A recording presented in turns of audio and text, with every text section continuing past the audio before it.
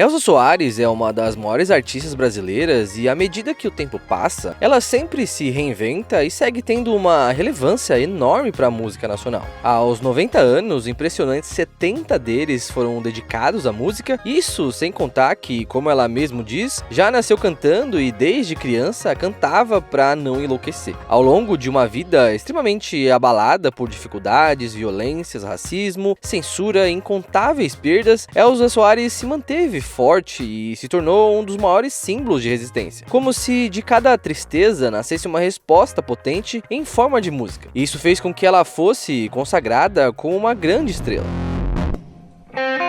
Cadê meu celular? Eu vou ligar. Com uma voz inigualável, Elza cantava desde criança, carregando latas d'água na cabeça e ajudando a mãe com as tarefas domésticas. Seu pai tocava violão e tinha orgulho de falar que tinha uma filha que cantava, mas isso só até ela querer levar a carreira a sério, quando ele não apoiou mais. Mesmo com tanta habilidade desde sempre, seu início na música não foi uma opção, mas um chamado da necessidade. Sua primeira participação na rádio foi em meados dos anos 50, no concurso musical do programa Calouros em Desfile, na época apresentado pelo compositor Ari Barroso, e na verdade ela se inscreveu porque estava passando por dificuldade e queria conseguir dinheiro para sustentar seus filhos. É desse contexto o famoso diálogo entre Elza e Ari, que até hoje muita gente não conhece e está referenciado no último álbum lançado pela cantora. No início do programa, ela foi ridicularizada pelo apresentador que, observando sua roupa humilde, perguntou: "De que planeta você veio, minha filha?" E ela logo respondeu: "Do mesmo planeta que o senhor, seu Ari, do planeta Fome."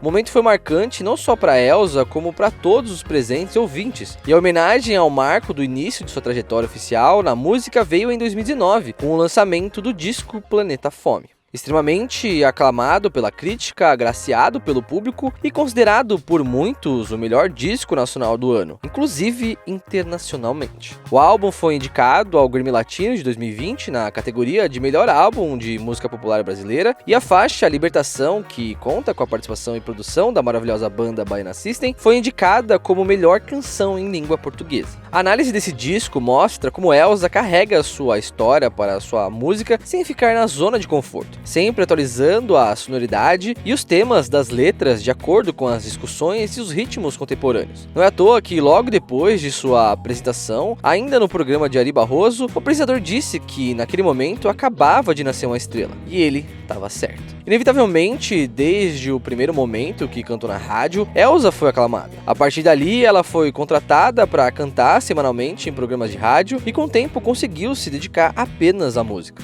Em 1960, lançou o primeiro disco, Se Acaso Você Chegasse, um debut de samba e bossa nova, ou melhor, de bossa negra, que mostrava a voz rouca e característica de Elza Soares, com pitadas de jazz inspirado em Louis Armstrong, que na época ela nem conhecia, mas em 1962 se encontrou com ele na Copa do Mundo, quando foi madrinha da seleção no Chile, e os dois cantaram juntos. Ela até comenta em uma entrevista no Roda Viva em 2002 que não só foi para os Estados Unidos cantar com ele porque se apaixonou pelo jogador Garrincha, com quem teve um relacionamento. Mas longe de nós querer contar toda essa história em apenas um vídeo, quem quiser saber mais, fica a indicação de suas biografias. Elza Soares cantando Pra Não Enlouquecer, de José Louzeiro, e a mais recente, intitulada Elza, do jornalista Zeca Camargo, além do documentário My Name Is Now, dirigido por Elizabeth Martim Campos. Por outro lado, é inevitável falar de sua música sem contar um pouquinho dessa história. Uma das maiores marcas de Elza Soares é a versatilidade, que ela combinou a vida inteira com carisma e uma energia transcendente que encantou o público e a crítica em todos os seus discos. Da década de 60 até os anos 80, Elza mergulhou a fundo no samba e explorou todas as suas musicalidades, agregando cada vez mais os temas que contam sua trajetória de vida e seu caminho pelo meio musical, que nem sempre foi só glamour. Obviamente, Elza enfrentou racismo em muitos momentos de sua carreira, principalmente no início e durante a ditadura, também enfrentou censura e sofreu ataques. E além de tantas tragédias, ainda sofreu com a violência doméstica, mas nada disso a impediu de seguir cantando e se se reinventando, fazendo do samba e da sua voz um grito de resistência, inspirando as mulheres e principalmente as mulheres negras a enfrentarem os desafios do dia a dia.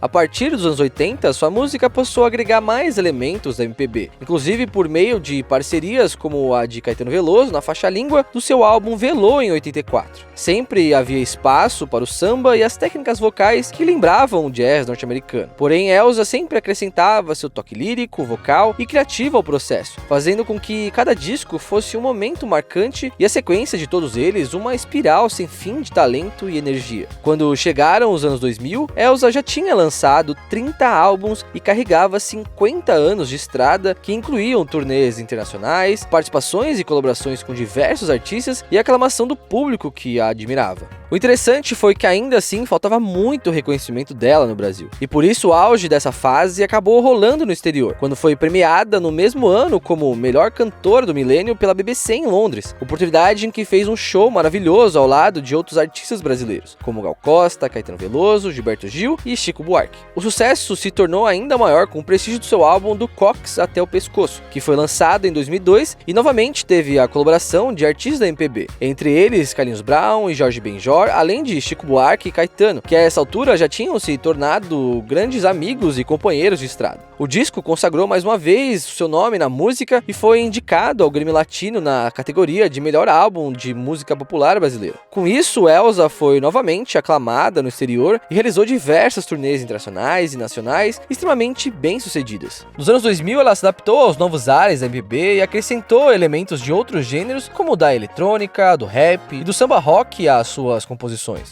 Outro sucesso da época foi o álbum Beba-me, lançado ao vivo em 2007, um projeto todo dedicado ao samba que celebrou 70 anos de história. Nesse disco, Elza recupera a sonoridade dos seus primeiros trabalhos, cantando os principais sucessos de sua carreira. Uma verdadeira ode à Elza do passado, que se manteve viva e alucinante, celebrando os grandes sambas que a levaram aos holofotes. O repertório histórico ficou marcado como uma de suas obras mais relevantes, e depois disso não se sabia mais que caminho ela seguiria. Só que Elza Soares não para de cantar nunca, e surpreendeu todo mundo com o disco A Mulher do Fim do Mundo já em 2015. Composto inteiramente por músicas inéditas, o álbum trouxe à tona temas como negritude, relações amorosas, feminismo e violência com um vigor sem igual e uma carga emotiva profunda e simplesmente linda de apreciar.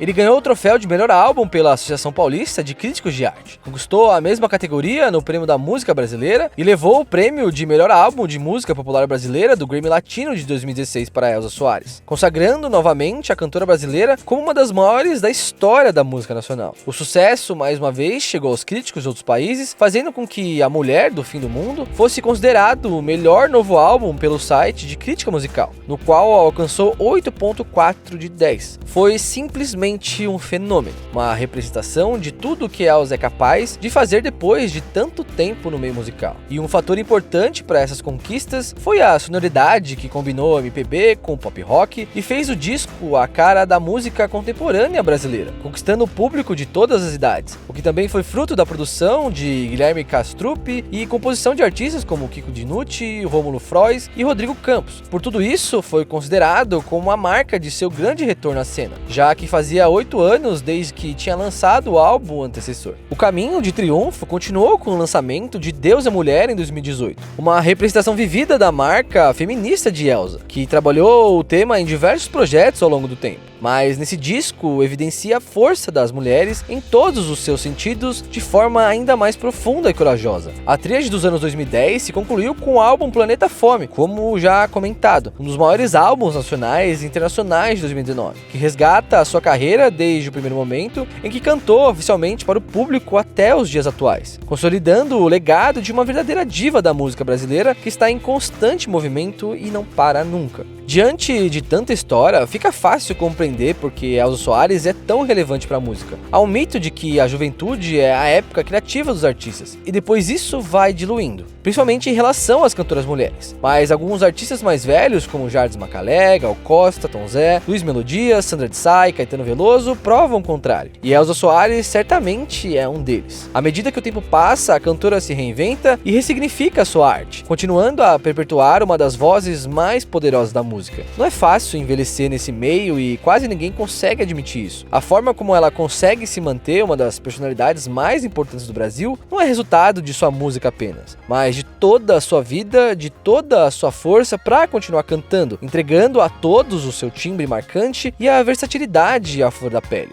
Aos 90 anos, ela conquistou todo tipo de gente, inclusive o público mais jovem com os últimos 3 álbuns. Moldou sua música aos diferentes contextos, fazendo até live durante a quarentena ao lado de Flávio Renegado. Realizou várias parcerias, como o incrível single Na Pele ao lado de Pitty, e trabalhou com diversos artistas nacionais responsáveis pela composição de suas músicas, que também mostram sua potência nacional, como Russo Passo Pulso do Baiana System, Virgínia Rodrigues, Paulo Miklo, Sérgio Brito, Pedro Luiz, Rafael Mike, Pedro Loureiro e muitos outros que acompanharam nessa fase. O interessante é observar como mesmo após 70 anos, o reconhecimento nacional pode vir só nos últimos anos. Onde vocês estavam enquanto acontecia tudo isso? Porque Elza demorou mais a ser aclamada no Brasil enquanto já era consagrada no exterior. Quanto tempo um artista deve esperar para ser reconhecido? Isso acontece com muitos artistas brasileiros e nos faz refletir sobre a importância que realmente damos à nossa música, principalmente aos artistas mais velhos. Elza continua relevante, Elza continua Elza, a jovem do planeta Fome que, como ela mesmo diz, continua nele diante de toda a desigualdade existente no Brasil, mas hoje prospera como uma grande rainha da música, que carrega as marcas do tempo e as inúmeras vivências na bagagem, sendo um exemplo de empoderamento e ancestralidade, uma verdadeira deusa da música, ou melhor,